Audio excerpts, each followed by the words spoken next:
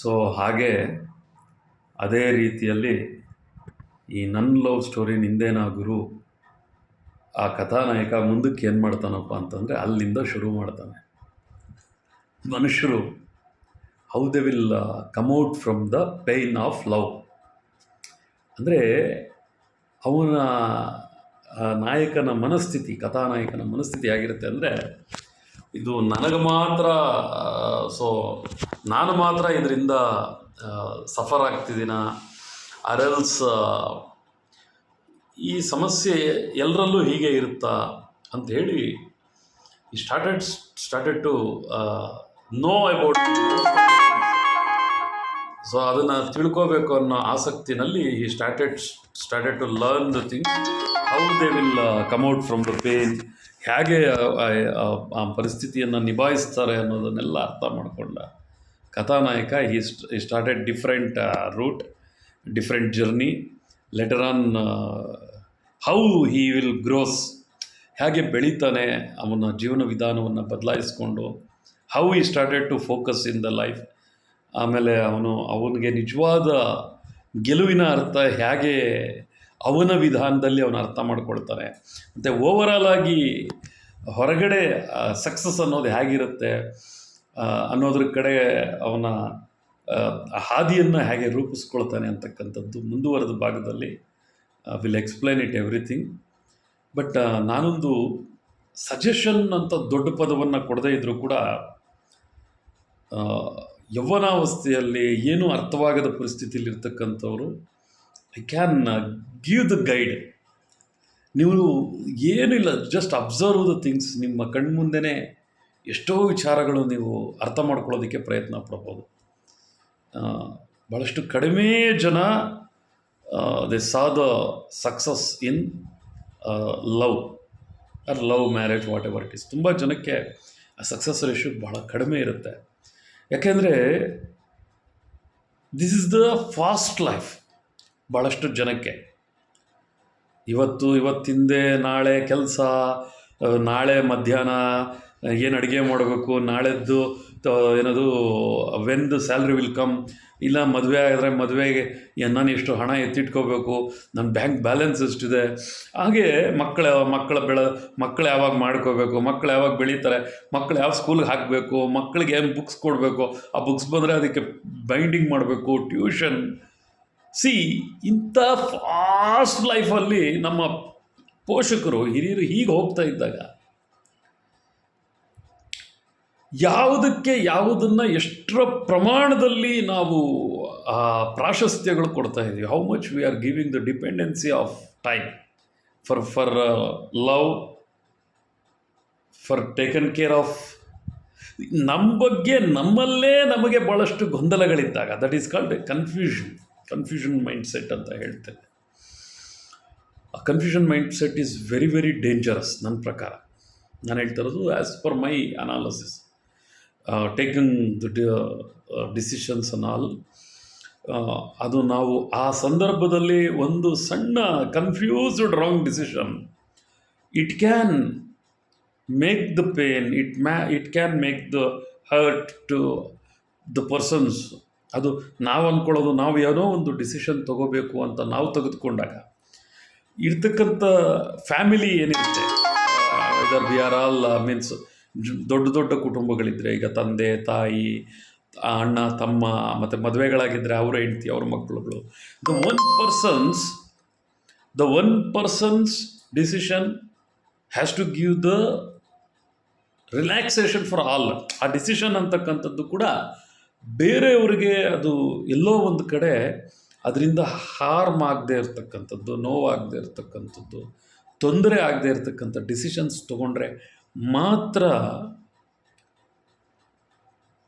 ಆ ಮನೆಗೆ ಯಾವುದೇ ರೀತಿ ತೊಂದರೆ ಇರೋದಿಲ್ಲ. But situations, the past what we are all did, ಇಲ್ಲಿ ಇಂಡಿವಿಜುವಲ್ ಆಗಿರ್ಬೋದು, ಗ್ರೂಪ್ ಆಗಿರ್ಬೋದು, ವೆರಿ ಸಿಂಪಲ್, ದ ಕರ್ಮ, ದ ಟೂ ವರ್ಡ್, ಅದು ಎರಡು ಪದ ಅಲ್ಲ, ಎರಡೂವರೆ ಪದ ಹೇಳಬೇಕು ಅಂದರೆ ಖ ಮ ಮತ್ತು ಅದಕ್ಕೆ ಅರ್ಕವತ್ತು ಬರ್ತದೆ. ಎಲ್ಲರೂ ಅದು ಖ ಮ 2 ಪದ ಅಂದ್ಕೊಳ್ತಾರೆ, ಅದು ಎರಡೂವರೆ ಇದೆ.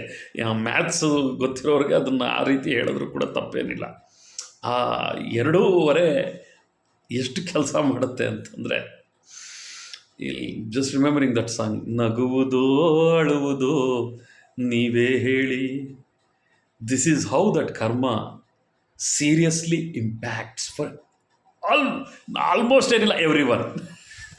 when you speak about the karma, when you speak about the karma, ಅದು ಎರಡೇ ಹೇಳುತ್ತೆ, ನಗುವುದೋ ಅಳುವುದೋ ನೀವೇ ಹೇಳಿ ಅಂತ. ದಿಸ್ ಈಸ್ ಹೌ ದ ಕರ್ಮ works.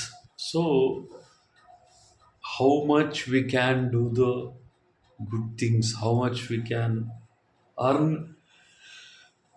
in a good way. I am a commerce student actually. So commerce student, ಅವರ ಕ್ಯಾಲ್ಕುಲೇಷನ್ಸ್ ಎಲ್ಲ ಕೂಡ it slowly reaches to royalty, goodwill, ಇದೆಲ್ಲ ಕೂಡ it is not a part of education. ಅದೆಲ್ಲ ಹೇಳಿದ್ದೀನಿ ಇಷ್ಟಕ್ಕೆ ಮೊದಲು ವಿಡಿಯೋದಲ್ಲಿ. ಎವ್ರಿಥಿಂಗ್ ರೀ, ಕಲ್ತಿದ್ದೆಲ್ಲೂ ಹೋಗಿಲ್ಲ, ಬಳಸೋದು ಗೊತ್ತಿಲ್ಲ ನಮ್ಮ ಜನಗಳಿಗೆ. Every one are educated, every one have their. ಇಲ್ಲ ಬೆಳಗ್ಗೆ ಎದ್ದು ನಾನು ಅಡುಗೆ ಮಾಡ್ಕೋಬೇಕು, ನಾನು ಪಾತ್ರೆ ತೊಳಿಬೇಕು, ನಾನು ಶುದ್ಧವಾಗಿರಬೇಕು, ನಾನು ಶುದ್ಧವಾಗಿ ಮಾತನಾಡಬೇಕು, ನಾನು ಇನ್ನೂ ಓದಬೇಕು, ನನ್ನ ಮಕ್ಕಳನ್ನ ಓದಿಸ್ಬೇಕು, ವಾಟ್ ಇಟ್ ಮೀನ್ಸ್, ನಾನು ಕೆಲಸಕ್ಕೆ ಹೋಗಬೇಕು. And we saw lots of things ಹೊರಗಡೆ, ಅದೆಲ್ಲವನ್ನು ನೋಡ್ತೀವಿ. But still we are simply sitting. ಏನೋ ಆಗುತ್ತೆ, ಏನೋ ತೊಂದರೆ ಆಗುತ್ತೆ, ಬಟ್ ನಾವು ಯಾವುದಕ್ಕೂ ಕೂಡ we never make any disturbances ಹೊರಗಡೆ ಆಗ್ತಕ್ಕಂಥದ್ದು. ಸ್ಟಿಲ್ ವಿ ಆರ್ ಲಿವಿಂಗ್ ಅಂದರೆ ಇಟ್ ಮೀನ್ಸ್, ಹೇಳಿ ನೀವು ಹೇಳಿ, ಯಾರು ಅನ್ಎಜುಕೇಟೆಡ್ಸ್ ಇಲ್ಲಿ? ಎವ್ರಿ ಒನ್ ನೋಸ್ ಕೆಟ್ಟದ್ದು ಯಾವುದು ಅಂತ ಪ್ರತಿಯೊಬ್ಬರಿಗೂ ಗೊತ್ತು. ಸ್ಟಿಲ್ ವಿ ಯೂಸ್ ದಟ್ ಕೆಟ್ಟದ್ದು. What it means, everyone knows what is good. ನಾವು ಅದನ್ನು ಇಷ್ಟೇ ಬಳಸ್ತೀವಿ ಅಂತ. There is some limitation for good things. What it is on all, ಯಾಕೆ ಹೀಗೆ? ಅದನ್ನು ಅನಲೈಸೇಷನ್ ಮಾಡೋದು ಅಷ್ಟು ಸುಲಭವಾದ ವಿಚಾರ ಅಲ್ಲ. ಅಷ್ಟು ಸುಲಭಕ್ಕೆ ಎಲ್ಲವನ್ನೂ ಕೂಡ ವಿ ಕಾಂಟ್ ಎಕ್ಸ್ಪ್ಲೇನ್ ಇಟ್. ಭಾಳ ಸುಲಭವಾಗಿ ಎಲ್ಲವನ್ನೂ ಕೂಡ ಏನೋ ಒಂದು ಇದರಲ್ಲಿ ಆತುರದಲ್ಲಿ ಅಥವಾ ಮಾತಿನ ಫ್ಲೋನಲ್ಲಿ ಹೇಳಿದಷ್ಟು ಸುಲಭ ಅಲ್ಲ. ಸೊ ಡಿಯರ್ ಫ್ರೆಂಡ್ಸ್, ಅದಕ್ಕೆ ನಿಧಾನದ ನಿರ್ಧಾರಗಳನ್ನು ತೆಗೆದುಕೋಬೇಕಾಗಿರ್ತಕ್ಕಂತಹ ಡಿಸಿಷನ್ಸನ್ನು ನಿಧಾನವಾಗಿ ತಗೊಳ್ಳಿ. ನಾನು ಅದನ್ನೇ ಹೇಳ್ತೇನೆ. ಫಾಸ್ಟ್ ಡಿಸಿಷನ್ಸ್ ವೋಂಟ್ ವರ್ಕ್ ಕೆಲವದರಲ್ಲೆಲ್ಲ ಕೂಡ. ಆಮೇಲೆ ಕೆಲವರು ಹಣೆ ಬರೋದಲ್ಲಿ ನೋವನ್ನು ಅನುಭವಿಸ್ಬೇಕು ಅಂದರೆ ಅವನು ಹುಟ್ಟಿರೋದೇ ನೋವು ಅನುಭವಿಸೋಕ್ಕೆ ಅಂತ ಇರ್ತದೆ. ಇನ್ನು ಕೆಲವರು ಸಂತೋಷಕ್ಕೆ, ಕೆಲವರು ದುಡ್ಡನ್ನು ಅನುಭವಿಸೋದಿರ್ತದೆ, ಇನ್ನು ಕೆಲವರು ಪೇನ್ಸ್, ಅವರು ಪಾಪ ನೋವುಗಳನ್ನು ಅನುಭವಿಸೋದು. ಬಟ್ ಓವರಾಲ್ ಆಗಿ ಎಲ್ಲವನ್ನ ಕೂಡ ತಡ್ಕೊಂಡು ಬದುಕೋದಿದೆ ನೋಡಿ. ಅದು ಒಂದು ಸರ್ಟನ್ ಏಜ್ ಬಂದ್ಬಿಟ್ಟಾಗ ಹೀಗೆ ಮಾತನಾಡಬೇಕು. ಆ್ಯಕ್ಚುಲಾಗಿ 30 ಒಂದು ಏಜು, ಮಕ್ಕಳು ಒಂದು 8-10 ವರ್ಷಕ್ಕೆ ಬಂದ್ಬಿಟ್ಟಾಗ ಅವರು ಮಾತನಾಡ್ತಕ್ಕಂಥ ವಿಧಾನ ಬೇರೆ ಇರುತ್ತೆ. ಇನ್ನೊಂದು 10 ವರ್ಷ ಆದಮೇಲೆ ಹೀಗೆ ಮಾತಾಡಲ್ಲ, ಆಗ ಇನ್ನೊಂದು ರೀತಿ ಮಾತನಾಡ್ತಕ್ಕಂಥದ್ದು. ಸೊ ನಿಮ್ಮ ಹತ್ರ ಭಾಳ ವಿಚಾರಗಳನ್ನು ನಾನು ಗೌಪ್ಯ ಮಾಡೋದಿರ್ತದೆ. ಈಗ ಕೆಲವೆಲ್ಲ ಗೌಪ್ಯ ವಿಚಾರಗಳು ಗೌಪ್ಯ ಮಾಡಲೇಬೇಕು. ಅದಕ್ಕೆ ಅದನ್ನು ದ ಸೀಕ್ರೆಟ್ ಅಂತ ಹೇಳ್ತಾರೆ. ಗೌಪ್ಯ ಅಂದರೆ ಯಾವ ವಿಚಾರದಲ್ಲಿ I can open up with everything ಅಲ್ವಾ. ಸೊ ಆ ಥರದ್ದೆಲ್ಲ ಭಾಳಷ್ಟು ವಿಚಾರಗಳು ಇನ್ನಷ್ಟು ಹೇಳ್ಕೊಳ್ತಕ್ಕಂಥದ್ದು, ಮತ್ತೊಂದಷ್ಟು ನಿಮ್ಮ ಜೊತೆ ಸ್ಪೆಂಡ್ ಮಾಡ್ತಕ್ಕಂಥದ್ದು ಎಲ್ಲ ಇರುತ್ತೆ. Keep on watching. ISTA ಇಷ್ಟ ನೋಡಿಪ್ಪ, ಇಷ್ಟೆಲ್ಲ ಕೇಳಿ ಏನೂ ಅರ್ಥ ಅರ್ಥ ಆಗ್ತಾ ಇಲ್ಲ ಅಂದರೆ ಯು ಕಾಂಟ್, ಬೇಡ. ಯಾಕೆ ಹೇಳ್ತೀನಿ ಮಾತು ಅಂತಂದರೆ, ನನ್ನ ಒಂದು ಹೇಳಿಕೆಯ ವಿಚಾರ ವಿಧಾನ ನಾನು ಮೊದಲೇ ಹೇಳಿದ್ದೇನೆ. ಇದು ಒಂದಕ್ಕೆ there is no end, there is no start. ಆದಿನೂ ಇರೋದಿಲ್ಲ, ಇನ್ ದ ಸೆನ್ಸ್ ಆದಿ ಅಂದರೆ ಸ್ಟಾರ್ಟು ಇರೋದಿಲ್ಲ, ಅಂತ್ಯನೂ ಇರೋದಿಲ್ಲ. ಇದನ್ನು ಎಲ್ಲಿ ಹೇಳ್ತೀವಿ? Some people they know that.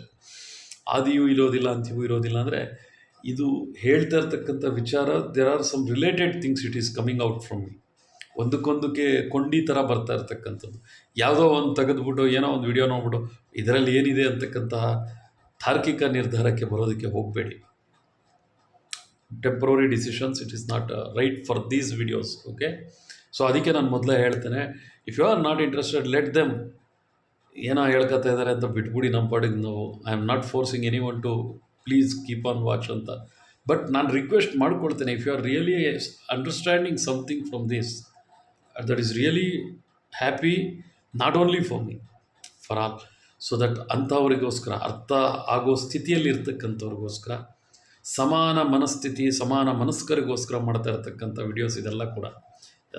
So ನೀವು ಅಲ್ಲಿವರೆಗೂ ಬಂದು ತಲುಪಿದ್ರೆ ಭಾಳ ಸಂತೋಷ ಆಗುತ್ತೆ. Thanks for all. ಮತ್ತಷ್ಟು ವಿಚಾರಗಳು ಬೇರೆ ಬೇರೆ ವಿಧಾನಗಳಲ್ಲಿ ಬರ್ತಕ್ಕಂಥದ್ದಿದೆ. ಸಮಯದ ಅಭಾವ, ಅದಕ್ಕಿಂತ ವಿಭಿನ್ನವಾಗಿ ಹೇಳಬೇಕು ಅಂತಂದರೆ ಹಣದ ಅಭಾವಗಳಿರ್ತದೆ, ಸಮಯದ ಅಭಾವ ಇರ್ತದೆ, ಮತ್ತು ಮಾನಸಿಕ ಒತ್ತಡಗಳಿರ್ತದೆ. ಕೆಲಸದಲ್ಲಿ ಇದ್ದಾಗ ನಿಮಗೆಲ್ಲ ಗೊತ್ತು, ಎಲ್ಲವನ್ನು ನಿಭಾಯಿಸ್ತಕ್ಕಂಥದ್ದು. ಆ ಇನ್ ಬಿಟ್ವೀನ್ ಟೈಮಲ್ಲಿ ಇರಲಿ ಒಂದು ನೆನಪು. ಈ ಇನ್ನೊಂದು 5 ವರ್ಷವೋ 10 ವರ್ಷ ಆದಮೇಲೆ ಇದು ಯಾವುದೋ ಒಂದು ವಿಡಿಯೋ ಪ್ಲೇ ಮಾಡಿದಾಗ ಅರೆ ನಾನು ಮಾತಾಡಿದ್ದೇನಾ ಇದು. ಎಲ್ಲನೂ ನೆನಪಿಟ್ಕೊಳ್ಳೋದಕ್ಕೆ ಸಾಧ್ಯ ಇಲ್ಲ ರೀ. ಬಿಕಾಸ್ ಒಂದು ಫ್ಲೋನಲ್ಲಿ ಅಥವಾ ಒಂದು ವಿಧಾನದಲ್ಲಿ ಒಬ್ಬರು ಹೋಗ್ತಾ ಇದ್ದಾಗ we can't what is called recall it. ನಾವು ಇದನ್ನು ನೆನಪು ಮಾಡ್ಕೊಳ್ಳೋದಕ್ಕೆ ಸಾಧ್ಯ ಇರೋದಿಲ್ಲ. ಸೊ ದಟ್ ಇರಲಿ, ಇಂಥದ್ದೊಂದು ಮನಸ್ಸಿನ ಭಾವನೆಗಳನ್ನು ಒಂದು ಕಡೆ ಎತ್ತಿಟ್ಟಿದ್ದೀನಿ ಅಂತಕ್ಕಂಥದ್ದೊಂದು ಆ ಚಿಂತನ ಇದೆಯಲ್ಲ, ಮನಸ್ಸಿಗೆ ಅದನ್ನು ಕೊಟ್ಟಿರ್ತಕ್ಕಂಥದ್ದು ಇದೆಯಲ್ಲ, ಸೊ ಅದೆಲ್ಲ ಕೂಡ ಸಿಂಪ್ಲಿಫೈ ಆಗಿ ಕೊಡ್ತಾ ಇದ್ದೇನೆ ನಾನೆಲ್ಲ. ನನ್ನ ಮನಸ್ಸಿನಲ್ಲಿ ನಾನೇನು ಹೊರಗಡೆ ನೋಡಿದೆ ಅಂಥದ್ದನ್ನು ಒಂದು ಊಹಾತ್ಮಕ ಸತ್ಯ ಘಟನೆಯನ್ನು ಆಧರಿಸಿ, ಊಹಾತ್ಮಕ ಸತ್ಯ ಘಟನೆಯನ್ನು ಆಧರಿಸಿ ಇಂಥದ್ದೊಂದು ವಿಡಿಯೋವನ್ನು ಮಾಡ್ತಕ್ಕಂಥದ್ದು. ಧನ್ಯವಾದಗಳು ಸ್ನೇಹಿತರೆ. ಈಗ ಆಲ್ರೆಡಿ 3 ವಿಡಿಯೋ ಬಂದಿದೆ, ಇನ್ನೂ ಬರುತ್ತೆ ಬೇರೆ ಬೇರೆ ವಿಚಾರಗಳಲ್ಲಿ. ದಯವಿಟ್ಟು ಸಹಕರಿಸಿ. ಇಳಿಸ್ಲಿಲ್ವಾ ಹೇಳಿ, ಇಂಥದ್ದೇನೋ ನೀವು ನೋಡಿ ಇದರಲ್ಲಿ ಇದು ಯಾಕೆ ಈ ಥರ ಹೇಳಿದ್ದೀರಾ, ನಾವು ಇದನ್ನು ಐಡೆಂಟಿಫೈ ಮಾಡಿದ್ದೀವಿ ನಿಮ್ಮ ಇದರಲ್ಲಿ ಅಂತಂದರೆ ವಿಲ್ ಚೇಂಜ್ ಇಟ್. ಯಾಕೆಂದರೆ I am not learned more than you. ನೀವು ಐಡೆಂಟಿಫೈ ಮಾಡೋಷ್ಟು ತಪ್ಪುಗಳು ಕಾಣಿಸಿದೆ ಅಂದರೆ I will rectify it, I will change that things. ಭಾಳ ಖುಷಿ ಅನಿಸುತ್ತೆ. Will do it. ಅದನ್ನು ಬದಲಾವಣೆ ಮಾಡೋದಕ್ಕಂಥದ್ದನ್ನು ಮಾಡೋದಕ್ಕೆ ಅವಕಾಶ ಮಾಡಿಕೊಡಿ. ಇನ್ನಂತೂ ಅಷ್ಟು ಅದ್ಭುತವಾದ ವಿಷಯಗಳೊಂದಕ್ಕೆ ಬರ್ತೀನಿ ಮುಂದಿನ ದಿನಗಳಲ್ಲಿ. ಥ್ಯಾಂಕ್ಸ್ ಕಣ್ರಿ ಎಲ್ಲರಿಗೂ ಕೂಡ.